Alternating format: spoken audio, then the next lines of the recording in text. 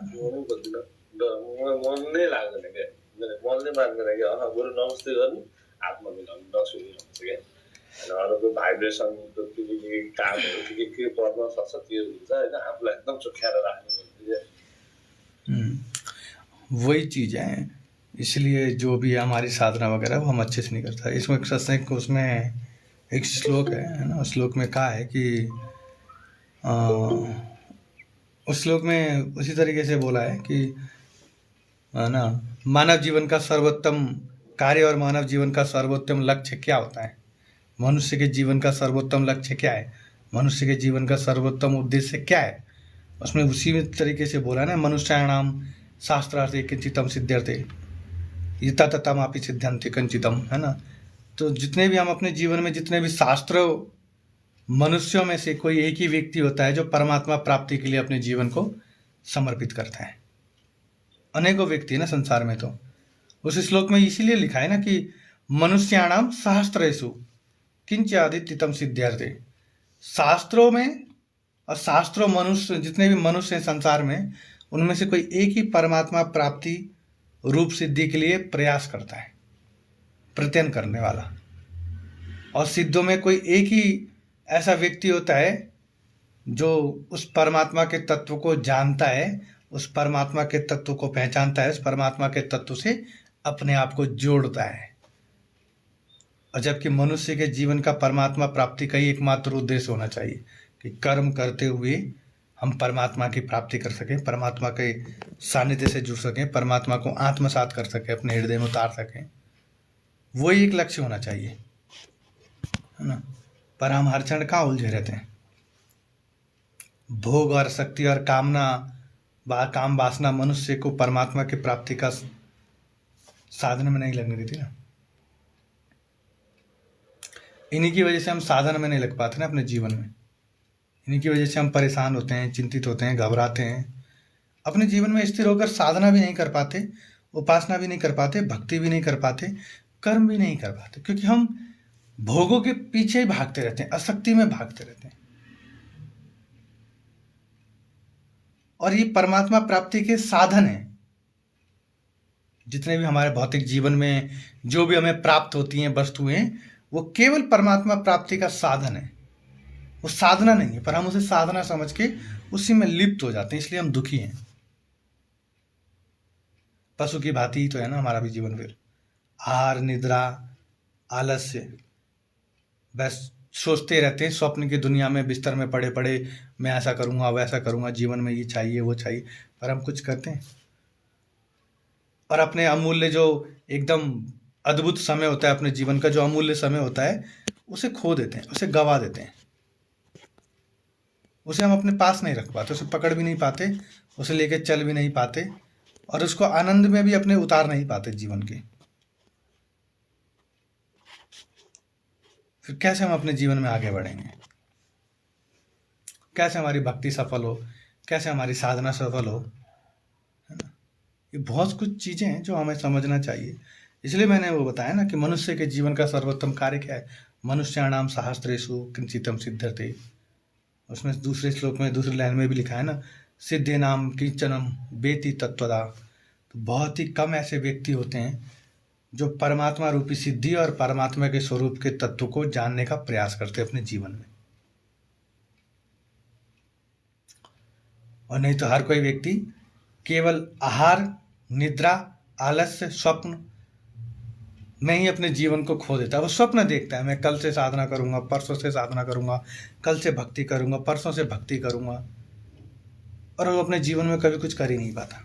क्योंकि वो जो अमूल्य समय होता है, जो बहुमूल्य समय है, वो तो उसके जीवन से निकल गया ना, वो तो उसके जीवन में रहा ही नहीं, वो तो उसके जीवन से चला गया।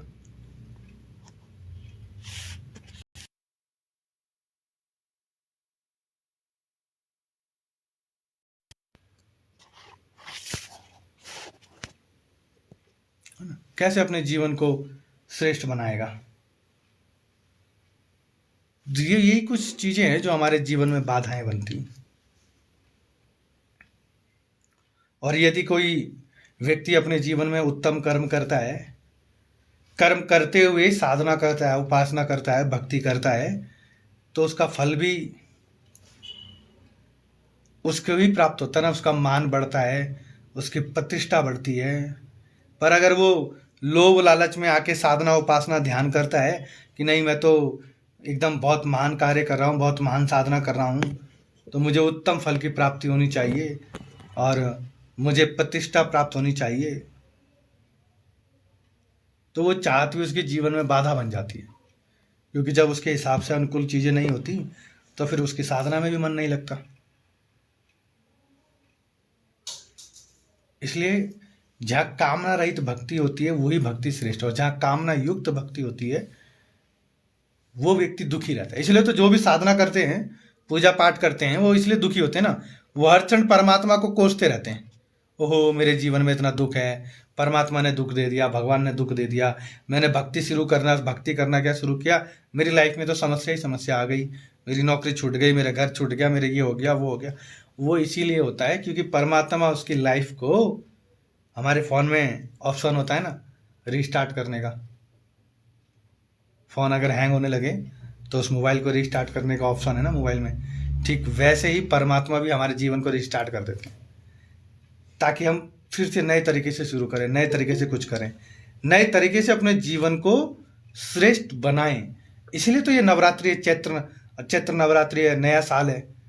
हर साल हमें मौका मिलता है अपने जीवन को रीस्टार्ट करके नए तरीके से शुरू करने का। ये नवरात्रि का जो विशेष पर्व है, जो हम कल चैत्र नवरात्रि मना रहे हैं और कल नया साल भी है, वो जो नया साल मनाते हैं पश्चिम के लोग, वो नया साल हमारा नहीं है, नया साल हमारा है। ये जो नया साल है, जो प्रकृति का परिवर्तन हो रहा है, चैत्र में जो प्रकृति परिवर्तन करती है, ये नया साल हमारा नया साल है, जिससे कि हम अपने जीवन में भी कुछ नया करें, अपने जीवन में उस परमात्मा की, उस परम भगवती की शक्ति को भक्ति के रूप में धारण कर अपने जीवन में कुछ चेतनावान बने। ये नया साल है। इसीलिए तो ये चैत्र नवरात्रि है।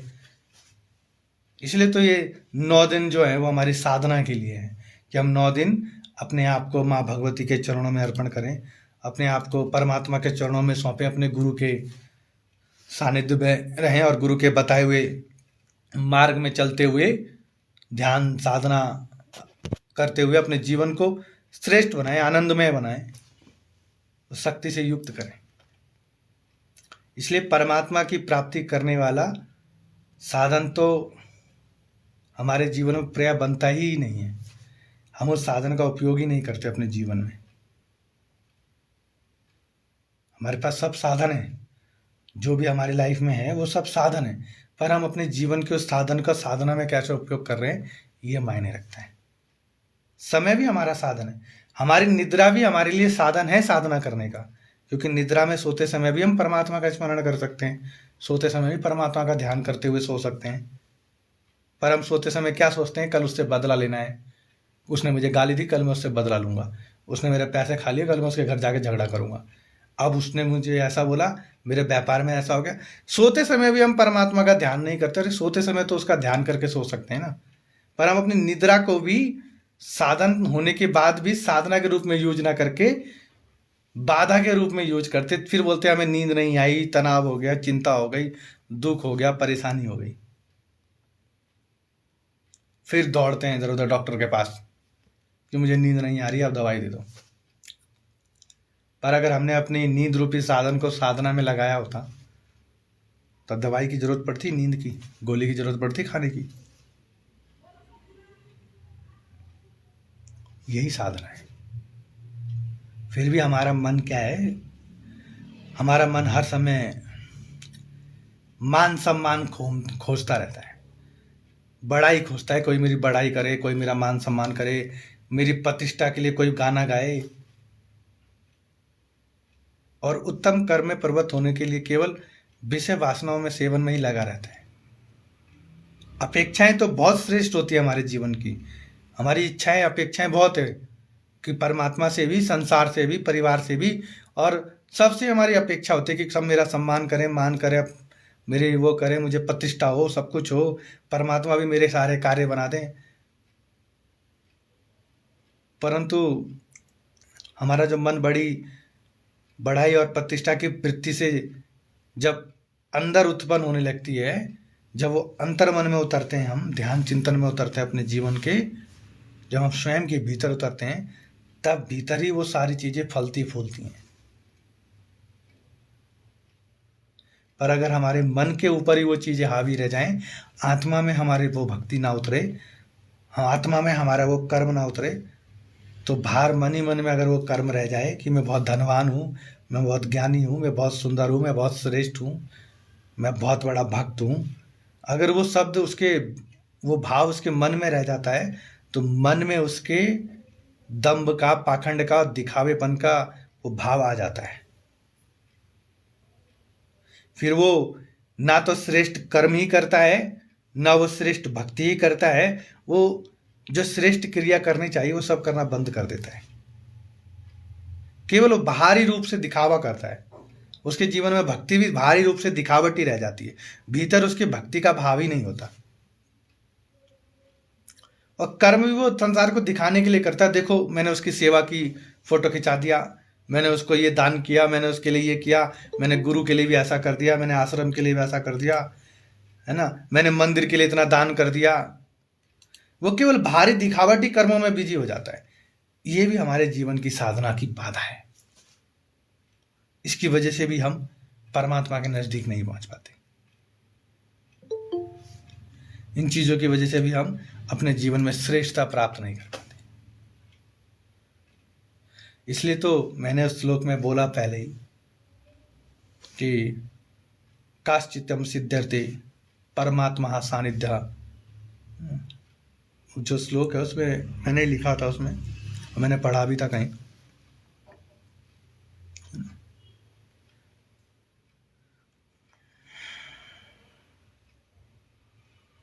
कि मनुष्य को, प्रत्येक व्यक्ति को अपने जीवन में यथासाध्य भगवत प्राप्ति के लिए उत्तम आचरण करना चाहिए। उत्तम आचरण के साथ साथ उत्तम क्रियाएं भी करनी चाहिए, जिनके माध्यम से वो उस परमात्मा को प्राप्त कर सके, उसके सानिध्य को प्राप्त कर सके, उसके भाव से जुड़ सके, अपने आप को परमात्मा से एकाकार कर सके।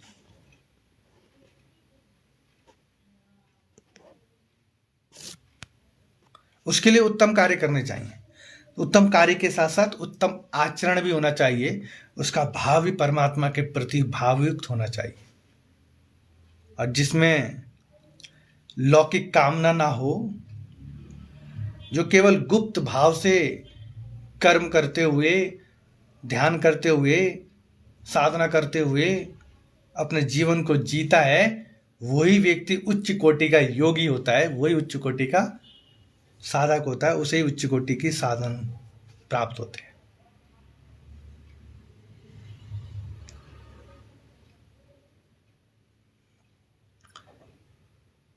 जैसे भगवान के नाम का जाप हमारी वाणी को शुद्ध करता है और शुद्ध कर्म हमारे जीवन को शुद्ध करता है, वैसे ही श्वास से किया जाए मंत्र जाप तो और ज़्यादा श्रेष्ठ होता है। मंत्र जाप करने की भी, ध्यान करने की भी तीनों अवस्थाएं बताई गई हैं कि एक तो होता है हम बोल के मंत्र जाप करते हैं, तो जब हम बोल के मंत्र जाप करते हैं तो उससे क्या होता है, उससे हमारी वाणी शुद्ध होती है। जो हम बोलते हैं वो वाणी शुद्ध होती है, इसलिए बोल के मंत्र जाप किया जाता है। वाणी शुद्ध करने के लिए बोल के मंत्र जाप किया जाता है।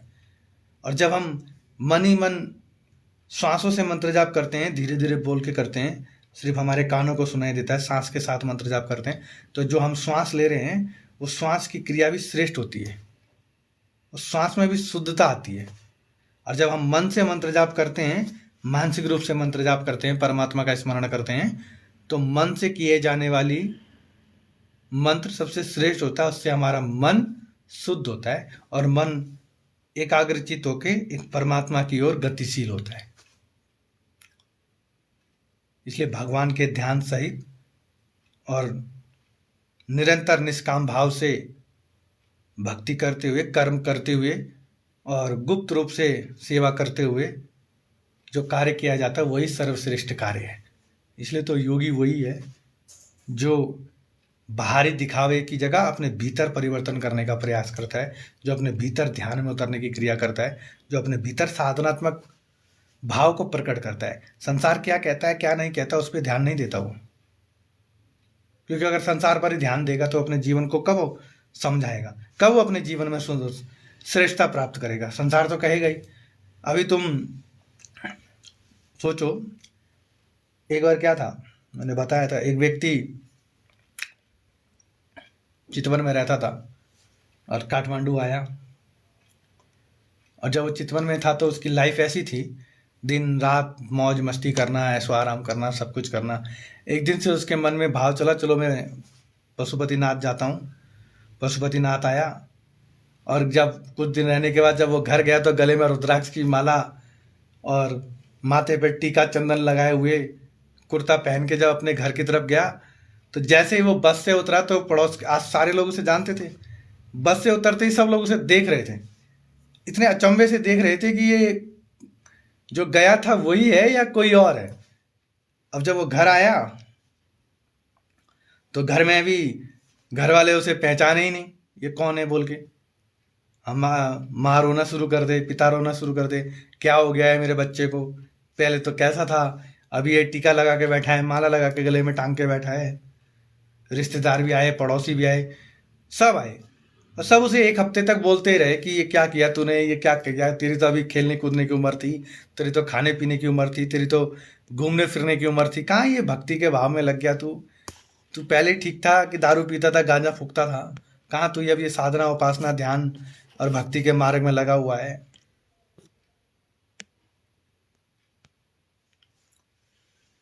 और एक हफ्ते तक बोले, और एक हफ्ते बाद सब अपने अपने काम में बिजी हो गए। वो जैसा था वैसा की वैसा रहा, और टस से मस नहीं हुआ, उसने किसी की सुनी ही नहीं। वो अपना कर्म करता, ध्यान करता, साधना करता, फिर अपना कर्म करता। तो ठीक वैसे ही संसार है। संसार के लोग भी ऐसे ही हैं, किसी को किसी से कोई मतलब नहीं है। तुम अगर कुछ नया करोगे, तुम भक्ति साधना करोगे, तो तुम एक हफ्ते तक ही सब लोग बोलेंगे ये क्या किया, ये क्या किया, ये क्या किया। फिर एक हफ्ते बाद वो अपनी ही दुनिया में बिजी हो जाएंगे। क्यों? किसी को दुकान खोलनी है, किसी को ऑफिस जाना है, किसी को व्यापार करना है, किसी को क्या करना है, सब अपनी दुनिया में बिजी हो जाते हैं। पर हम लोग उस दुनिया की बातों में आकर दुनिया क्या कहेगी, संसार क्या कहेगा करके हम अपने जीवन में अपनी लाइफ को अपने बारे में नहीं सोच पाते। हम जीवन पूरा दुनिया के बारे में सोचते सोचते ही बिता देते हैं, जबकि उस समय हमें अपने परमात्मा के बारे में सोचना चाहिए, अपने बारे में सोचना चाहिए, स्वयं का कल्याण कैसे करूं उसके बारे में चिंतन करना चाहिए। इसीलिए तो ये चैत्र नवरात्रि है। ये चैत्र नवरात्रि का जो पर्व है वो लाइफ को रिसेट करने के लिए ही है। हर साल नए साल के रूप में चैत्र नवरात्रि आती है, भगवती जगदम्बा का विशेष पर्व आता है कि हम अपने जीवन में कुछ नया करें। जब चैत्र में प्रकृति बदलती है, फूलों के पत्ते परिवर्तन होते हैं, फूलों में नए पत्ते आने के लिए पुराने पत्ते झड़ते हैं, उसी प्रकार से हमारे जीवन में भी जो हमारा घिसा पिटा जीवन है, जो कीचड़ युक्त जीवन है, जो गंदगी से भरा हुआ जीवन है, उसमें कुछ शुद्धिकरण हो, कुछ परिवर्तन हो। इसलिए ये चैत्र नवरात्रि का विशेष पर्व है। नवरात्रि का मतलब केवल टीका चंदन लगाना ही नहीं, नवरात्रि का मतलब कोई घंटी बजाना ही नहीं है, और ना नवरात्रि का अर्थ कोई आरती करना है। नवरात्रि का मतलब कि सबके संग मिलते हुए, कर्म करते हुए अपने भीतर भी परमात्मा की ज्योत जलाना है, जिससे कि मैं निरंतर उत्तम कार्य करते हुए, श्रेष्ठ कार्य करते हुए अपने भीतर भी परिवर्तन कर सकूं। उस परमात्मा का ध्यान, गुरु का सानिध्य, उसका नाम जप करते हुए मैं श्रेष्ठ कर्म करूं, और श्रेष्ठ कर्म करते हुए आनंद के साथ जीवन को व्यतीत करूं, अपने आनंद के साथ अपने जीवन को परमात्मा की ओर मोड़ूं। इसलिए चैत्र नवरात्रि का विशेष पर्व है। इसलिए चैत्र नवरात्रि है कल, जो नया साल हमारे जीवन में परिवर्तन की राह देख रहा है। वैसे तो चैत्र नवरात्रि हमारे जीवन में 50 बार आई होगी, किसी के जीवन में तो किसी के जीवन में कितनी बार आई होगी, पर फिर भी वो वैसे की वैसे ही हैं, उनमें कोई परिवर्तन नहीं है, क्योंकि वो परिवर्तन करना चाहते ही नहीं। और जो व्यक्ति आलसी होता है, जो सिर्फ सपन देखता रहता है कि मैं कल करूँगा, परसों करूँगा, उसके जीवन में कल और परसों करते करते एक दिन ऐसा समय आता है कि कल परसों करते करते वही बीत जाता है, उसके जीवन में उसे फिर सोचने का मौका भी नहीं मिलता, समय निकल जाता है और यमराज उसके सीने पर खड़े होते हैं कि चल भाई तेरा समय हो गया अब। फिर वो मुंह से राम भी नहीं बोल पाता, श्याम भी नहीं बोल पाता, कृष्ण का तो नाम भी नहीं ले पाता, उसी क्षण उसके प्राण निकल जाते हैं, उसे पता भी नहीं होता कि अब अगले क्षण क्या करूं। इसलिए ये हमारा जो समय है, ये चैत्र नवरात्रि है, ये साधना का जो विशेष पर्व है, ये हमारे जीवन में श्रेष्ठता प्रदान करने के लिए है कि हम गुरु के सानिध्य में, गुरु के बताए हुए मार्ग से अपने जीवन को श्रेष्ठ बनाएं, आनंदमय बनाएं, साधनामय बनाएं। जो हमारे पास साधन है उससे अपने जीवन को साधें, उस साधन रूपी साधन से हम साधना करते हुए अपने आप को परमात्मा की ओर गतिशील करें। और हम देखें तो हमारे पास साधन है, हम जो रात को सोते हैं वो भी हमारे लिए साधन है। हम उस सोने वाली जगह पर परमात्मा का ध्यान करते हुए अगर सोएं तो वो नींद भी हमारा साधन जो है, नींद रूपी जो साधन है वो भी साधना बन जाएगी। किसने कहा तुम्हें कि तुम 2 घंटे बैठो आसन पे बैठ के चढ़ के? पर तुम प्रयास तो करो। उतना भी हम नहीं करते, क्योंकि उस समय सोते समय भी हम परमात्मा की जगह किसी और का ध्यान कर रहे होते हैं, तनाव ले रहे होते हैं, मन को चलाए रखते हैं, मन को आराम देते ही नहीं, तो ध्यान कहाँ से हो?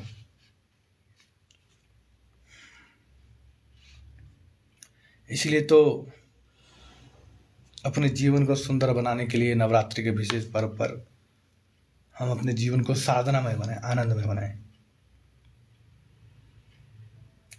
और प्रत्येक मनुष्य के पास में विद्या भी है, बुद्धि भी है, धन दौलत मकान जमीन बल आयु आदि सब कुछ भी है। वो सब कुछ जो है वो सब भगवान की दी हुई वस्तु है, और भगवान ने वो इसलिए दी कि तुम इन साधनों के माध्यम से मेरे स्मरण करते रहो, मुझसे भी जुड़ने का प्रयास करो, सेवा के भाव में परमात्मा की साधना करो। और जो व्यक्ति निष्काम भाव से केवल भगवत प्राप्ति और भगवान की वस्तुओं का उपयोग भगवान के अनुसार भगवान की सेवा में लगा रहता है, वो निरंतर भगवान की पूजा ही करता रहता है कि मैं नौकरी कर रहा हूँ, ये भी परमात्मा की नौकरी है, परमात्मा ने ही मुझे ये कार्य दिया है, ये सोच के जो कर्म करता है वो भी साधना ही है।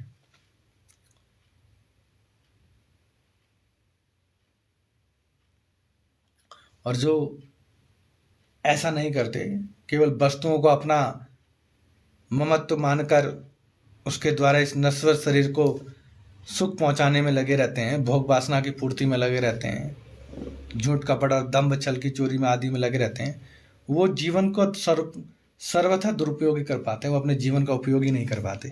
इसलिए तो वो दुखी होते हैं। इसलिए तो जब मृत्यु का समय नज़दीक आता है तो वो रोते हैं, कराहते हैं, चिल्लाते हैं, घबराते हैं। योगी नहीं घबराता,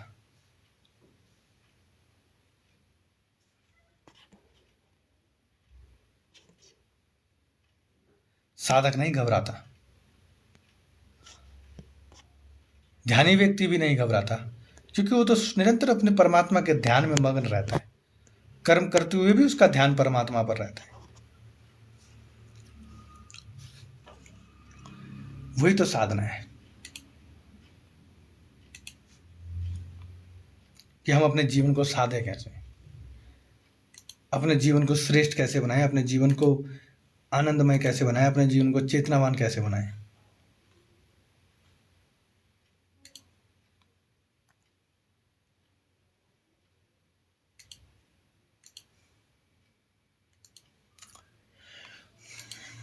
इसलिए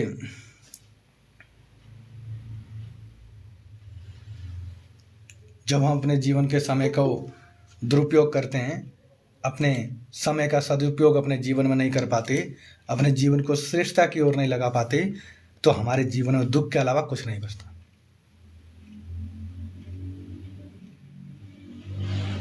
फिर हमारे जीवन में कोई चेतना नहीं होती, कोई शक्ति नहीं होती, और उस शक्ति से युक्त होने के लिए ही तो भक्ति की आवश्यकता है। और प्रत्येक युग में समस्त देवी देवताओं ने भी भक्ति की उपासना की है। श्री कृष्ण ने भी काली की, स्वयं शिव ने जगदम्बा की, है ना। क्योंकि शक्ति से ही, भक्ति की शक्ति करने से ही जीवन में वो चेतना प्राप्त होती है जिसके माध्यम से हम अपने जीवन को श्रेष्ठ बना सकें, अपने जीवन को आनंदमय बना सकें, अपने जीवन के जितने भी नकारात्मक पक्ष हैं, जो भी हमारे अंदर कमियां हैं, बुराइयां हैं, उन पर विजय प्राप्त कर सकें। और विजय प्राप्त करने के लिए तो शक्ति की आवश्यकता है। अभी हमें कोई बीमारी हो जाए तो उस बीमारी को ठीक करने के लिए भी तो दवाई रूपी शक्ति चाहिए ना। तो वो दवाई भी तो शक्ति का काम कर रही है ना बॉडी में, तभी तो जाके उसके बैक्टीरिया को मार रही है जो बीमार है, हम जो बीमारी है, जो घाव है। ठीक वैसे ही हमारे आत्मा को शुद्धिकरण करने के लिए, हमारे मन को शुद्धिकरण करने के लिए दुर्गा की उपासना की जाती है, जगदम्बा की भक्ति की जाती है। और उसके अनेकों रूप हैं शक्ति के। कोई उसे त्रिपुरा बोलता है, कोई धूमावती बोलता है, कोई काली बोलता है, कोई बंगलामुखी बोलता है, कोई राम भी बोलता है, कोई कृष्ण भी बोलता है। राम और कृष्ण भी शक्ति के ही रूप हैं, क्योंकि उनकी भक्ति से ही तो भक्तों को शक्ति प्राप्त होती है। इसलिए ये चैत्र नवरात्रि है जिसके माध्यम से हम अपने जीवन को श्रेष्ठ बना सकें, आनंदमय बना सकें और अपने इस जीवन का सदुपयोग कर सकें, समय का सदुपयोग कर सकें, अपनी नींद का भी उपयोग कर सकते हैं और अपने कार्य के जहां भी हम काम करते हैं उसका भी उपयोग कर सकते हैं। बस भाव ही तो परिवर्तन करना है ना हमें।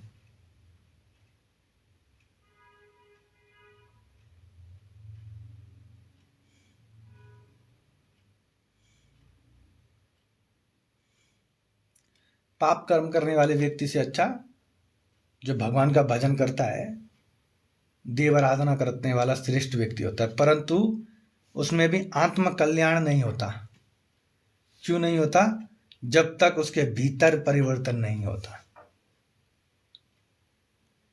जब तक साधक निष्काम भाव से भगवान की शरण ग्रहण नहीं करता, भक्ति नहीं करता, तब तक उसका जीवन का कल्याण नहीं होता। भक्ति साधना कर रहा है वो श्रेष्ठ है उसके जीवन में, पर खाली साधना करने से, भक्ति करने से, ध्यान करने से ही उसके जीवन का कल्याण नहीं होगा। उसे अपने भीतर भी निष्काम भाव से वैसे ही परिवर्तन करना पड़ेगा। समस्त अपने जीवन के दुर्गुणों को, अपने जीवन के नकारात्मक भावों को त्याग करके, इंद्रियां और मन को संयम करते हुए, जो भावपूर्वक भगवान का ध्यान करते हुए भगवान की सेवा करते हैं, क्योंकि भाव से ही समस्त कार्य हमें अपने जीवन में करने चाहिए। और जो हम साधना कर रहे हैं वो भी परमात्मा की सेवा है, क्योंकि सबकी सेवा करने का अलग अलग तरीका होता है परमात्मा की।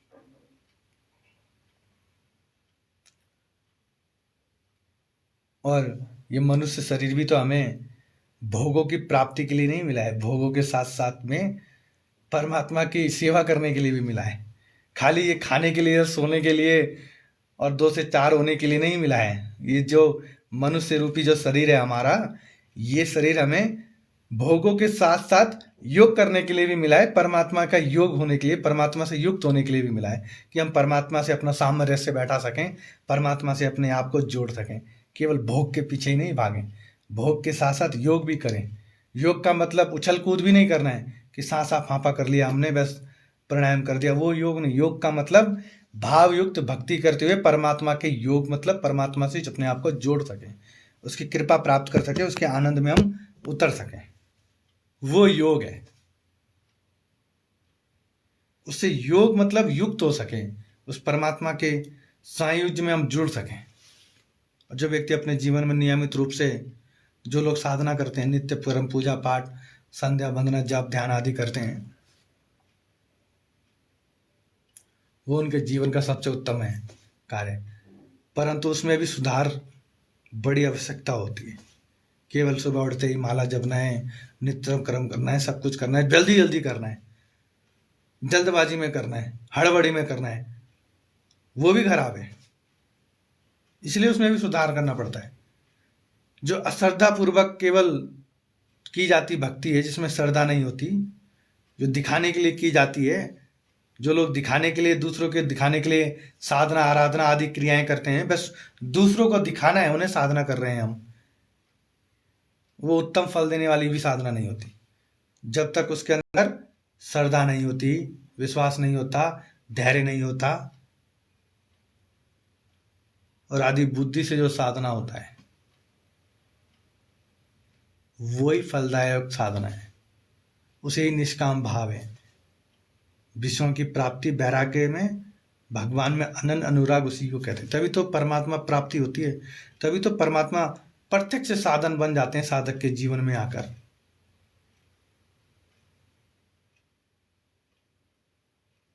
और जो व्यक्ति अपने जीवन में निरंतर उसके स्मरण करते हुए कार्य करता है, उसके जीवन में अनेकों प्रकार के परिवर्तन होते हैं। इसलिए तो कहा है ना कि प्रातः काल में और संध्या के समय जो साधन होता है उसमें भी हम साधना कर सकते हैं, बस उसे सुधारने का प्रयास करें अपने जीवन को। तो रात्रि के समय जब हम सोते हैं, सोने के समय में केवल अपने मन के सारे विकारों को हटाकर केवल भगवान का नाम जप करके सो जाएं, तो भी हमारे जीवन में बहुत सारे गुण और बहुत सारे तत्वों का स्मरण होता है। इसलिए तो मैंने कहा ना, जो सोने का समय है वो भी साधन है, और वो साधन साधना बन सकता है, क्योंकि सोने का समय भी जागरण भी बन सकता है।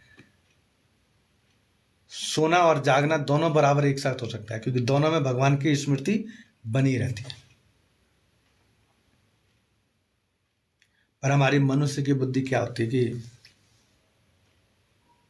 मनुष्य की बुद्धिमानी इसी में है कि वो अपने जीवन में हमेशा एक एक क्षण अपने आत्म कल्याण की ओर लगाए, पर हम क्या करते हैं, स्वयं के बारे में सोचते तो हैं पर करते कम है।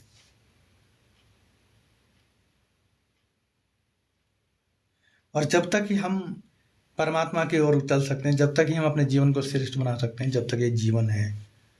मरने के बाद दूसरा कोई इस काम को नहीं करेगा, तुम्हारी साधना भी कोई दूसरा नहीं करेगा,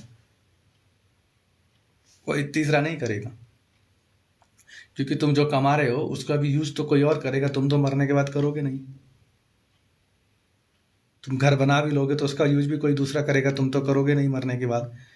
पर वो सब होते हुए भी तुम अपने लिए तो कुछ कमाओ जो तुम्हारा स्वयं का हो, जिसे कोई तुमसे छीन ना सके, जिसे कोई तुमसे ले ना सके, जो तुम्हारे बाद भी तुम्हारे साथ चला जाए। उसी का नाम साधना है, उसी का नाम भक्ति है, उसी का नाम परमात्मा की शक्ति है, जो निरंतर प्रत्येक जीवन में मनुष्य के साथ चलती रहती है, भक्त के साथ चलती रहती है, साधक के चाल चलती रहती है। और संसार के काम तो मनुष्य के मरने के बाद भी दूसरे लोग कर ही देते हैं, जैसे धन है, मकान है, जमीन है, रुपये आदि तमाम चीजें तो तुम्हारा उत्तराधिकारी भी संभाल लेगा, चिंता नहीं करनी है तुम्हें उस चीज की। वो तो तुम्हारी जो संतान होगी वो भी संभाल लेगी, और तुम्हारे बाद में जो तुम्हारा उत्तराधिकारी बनेगा जीवन का, वो भी तुम्हारे जीवन में वो तुम्हारा घर, मकान, कपड़े सब संभाल लेगा। पर तुम उसकी चिंता करोगे तो परमात्मा का चिंतन कब करोगे?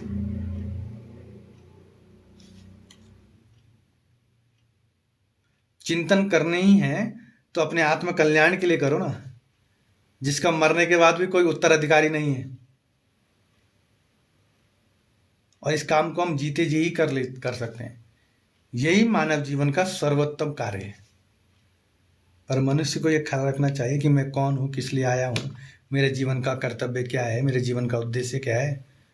उसे ये समझना चाहिए कि मैं ईश्वर का ही अंश हूँ, ये संसार प्रकृति का कार्य है, और मेरा यहाँ इस संसार में आने का मतलब, मेरा इस जीवन में आने का अर्थ ही केवल ईश्वर को प्राप्त करने के लिए है, ना कि संसार में भोग भोगने के लिए आया हूं मैं। भोग भोगते हुए भी परमात्मा को प्राप्त करने के लिए योग करना है, ध्यान करना है, साधना करनी है। और जो मनुष्य दुर्लभ मानव देह पाकर भी संसार के भोगों में ही अपने जीवन को बिता देता है, वही मूर्ख की भांति अमृत को त्याग कर विष का पान करता है अपने जीवन में। इसलिए उसमें कहा है, नर तनुपाड़ पसाए, है ना।